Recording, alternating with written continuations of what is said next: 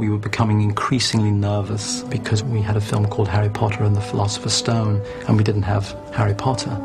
We began looking in November of 1999, before we had a director. And it was quite scary, because here we were in July and we were shooting in September and we didn't have Harry. There was a sense of pressure because everybody was talking about it. The press was writing about who's going to play Harry Potter. The studio was constantly on the phone with us. Have you found him yet? Have you found him yet? Our casting director was going crazy trying to find him. It was interminable, you know, looking and looking and looking and not finding. After we had looked at countless tapes and seen countless kids, I remember popping in a tape of David Copperfield, and I saw Dan's scene, and I thought, this kid really has the potential to be Harry Potter. But there was really a general reluctance from the parents. My mum and dad both went, no, you know, that's far too much of an upheaval of his life, so he you know, that we can't let that happen. And one night I went to the theatre with Steve Clovis.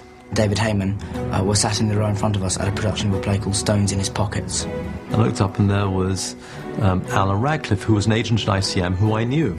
And he said, oh, how are you? Great. And then next to him was Marcia, his wife, and the boy at the end was his son, Daniel.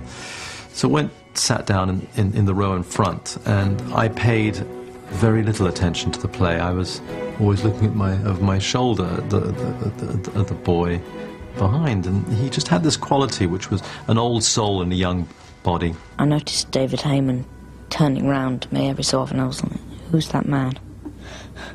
And then in the interval he came up, him and Steve Clovis came up and they introduced themselves. My dad just went, okay, maybe he saw it as a sign. Like, I don't believe in that kind of stuff particularly, but they took it as a sign that it was somehow meant to be.